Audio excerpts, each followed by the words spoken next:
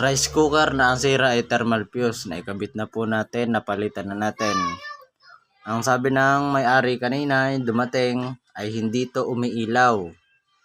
Kasi nga po, sira ang thermal fuse. Putol ang yan, connection yan. So napalitan na po natin. Sasaksak na natin.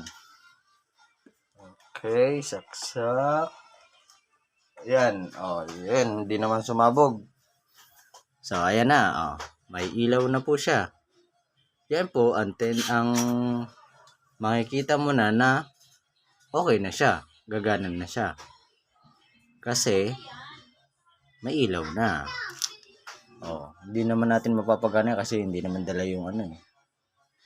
So yun, kalimitan lang pong sira ng mga rice cooker, thermal fuse. Papalitan lang po ng kaparehas na ampere.